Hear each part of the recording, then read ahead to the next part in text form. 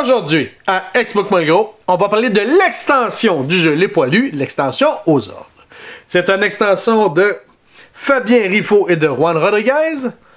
C'est un 3 à 5 joueurs, mais avec un mode solo et un mode duo. Donc, on s'entend que c'est un 1 à 5 joueurs pareil. C'est un Sweet Games.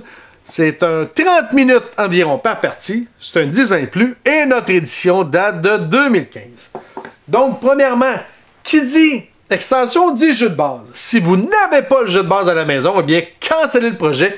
Vous ne pouvez pas jouer seulement qu'avec la boîte d'extension. Même chose, si vous ne connaissez pas le jeu de base, eh bien, cette capsule-ci n'est pas pour vous. Commencez par aller voir la capsule du jeu de base et ensuite revenez à celle-ci. Sinon, vous ne comprendrez rien. Maintenant, quel est le thème général? Eh bien, c'est le même. On est encore dans les tranchées de la Première Guerre mondiale et vous tentez de survivre à la guerre. Donc, comment gagner la partie? Ça ne change pas vraiment. Vous voulez survivre en tant qu'équipe à cette fameuse guerre. Qu'est-ce que l'extension a de plus que le jeu de base? Eh bien, on a des silhouettes de poilus. On a des soutiens et la carte bleue pour le mode duo et solo. On a la carte assaut final et barreau d'honneur. Et finalement, on a des cartes missions. Donc maintenant, comment c'était le jeu? Premièrement, la carte, le bleu et les cartes soutien ici, c'est pour jouer le mode solo et duo. On va parler du jeu standard pour le moment. Maintenant, chaque joueur dans le jeu standard va recevoir une carte poilue. Et bien, cette fois-ci, on va même recevoir une belle silhouette à l'effigie de notre poilu. Donc, vous allez les mettre en avant de vous. Durant la partie, lorsque vous allez en mission, vous allez pouvoir le mettre, votre poilu, au centre de la table. Lorsque vous allez vous replier, vous allez la reprendre et la mettre sur votre poilu pour dire que vous n'êtes plus dans le terrain de jeu. Donc, c'est à quoi les silhouettes servent. Maintenant, dans le jeu de base, le joueur qui est le chef de guerre, c'est lui qui décide de l'intensité de la mission. Cette fois-ci, il n'y a plus à prendre cette décision-là. On va avoir des cartes missions qui vont décider à sa place. Donc, au début de la partie, vous allez prendre 12 cartes missions au hasard que vous allez mettre en avant.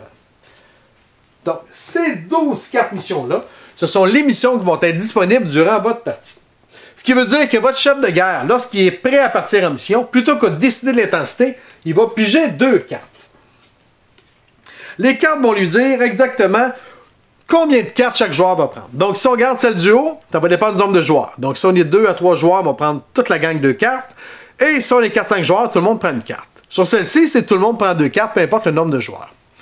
Donc, chacune des cartes va avoir également un petit événement. Là, ceux-là sont smooth, mais t'en as, une seconde, qui va avoir un petit peu plus de viande, si vous voulez, ou de stock sur l'événement. Et il va y avoir également des événements, des missions qui vont rester en jeu tant et aussi longtemps que vous ne faites pas ce qui est écrit ici.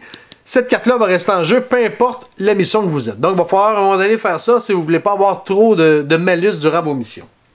Donc, le joueur pige 2 cartes. Il décide laquelle des deux qu'il veut utiliser. Donc, il décide, admettons, moi, je vais prendre celle-là. On la met ici. C'est la mission qui est en jeu. Donc, tout le monde prend 2 cartes. La carte qu'il a décidé de ne pas prendre, il va la mettre sur le dessus. Ce qui veut dire c'est que la prochaine mission, cette carte-là va encore revenir en jeu jusqu'à temps que quelqu'un la fasse. C'est bien? Donc, ça, c'est pour les missions. Par contre, le joueur peut décider que plutôt que faire ces 2 missions-là, une de ces deux-là, il peut décider de prendre cette carte-là. Soit le barreau d'honneur ou bien l'assaut final. Le problème, c'est que si vous faites ça, c'est automatiquement la dernière mission que vous faites. Après ça, la partie est finie. Donc, si vous prenez l'assaut final, ce qu'elle va dire, c'est que vous allez distribuer toutes les cartes qui restent à tous les joueurs. Il n'y a aucun repli stratégique qui est possible. Je vais y revenir tantôt. Il n'y a aucune baisse de morale possible. Et vous devez absolument vous débarrasser, tous les joueurs, de toutes vos cartes que vous avez en main pour gagner la partie.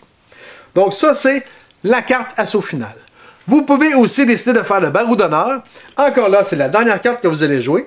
Mais avec cette carte-là, vous avez le droit d'avoir jusqu'à 4 menaces identiques avant de crever, plutôt que 3 dans le jeu standard. Donc, c'est un des changements qu'il y a pour le jeu. L'autre changement, eh bien, les fameuses cartes discours. Habituellement, vous en avez 3 ou 5 selon le nombre de joueurs. Cette fois-ci, il y en a toujours 5 en jeu.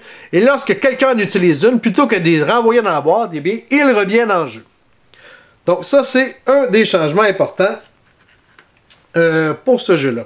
Maintenant, les fameux replis stratégique. Si vous êtes le premier joueur lors d'une mission à se replier, seulement que le premier, vous pouvez prendre une de vos cartes que vous avez en main et la remettre sur le dessus de la pioche. Ce qui veut dire que vous vous sauvez d'une carte, mais il y a quelqu'un à un moment donné qui va être obligé de la piger. Donc ça, c'est le fameux repli défensif. Les autres changements qu'il y a, c'est lorsque vous allez faire les cartes soutien à la fin. Habituellement, dans le jeu de base, lorsque vous faites un soutien et vous gagnez le soutien, vous aviez deux choix. Soit vous vous débarrassiez de 2 cartes coup dur ou que vous rétablissez votre porte de bonheur. Eh bien, dans cette partie-ci, avec l'extension, vous faites les deux. Donc, non seulement vous vous débarrassez de 2 cartes coup dur, mais en plus, vous pouvez récupérer votre porte bonheur.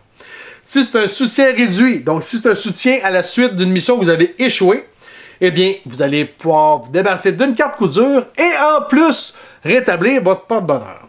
Donc, c'est la grosse différence au niveau des soutiens. Et la dernière chose, c'est la baisse de morale. Habituellement, la baisse de morale, il y a un minimum de 3 cartes. Ça n'a pas changé, mais on est plafonné à 6 cartes. Donc, c'est plus possible de rajouter 12 cartes dedans. C'est 6 cartes maximum, ce qui va vous aider un petit peu à réussir vos missions. Eh bien, c'était les changements qu'il y avait pour l'extension du jeu. Si vous avez des questions, des commentaires, il faut nous joindre à Explique-moi le gros, soit sur Facebook ou soit sur YouTube. Sur ce, bonne game!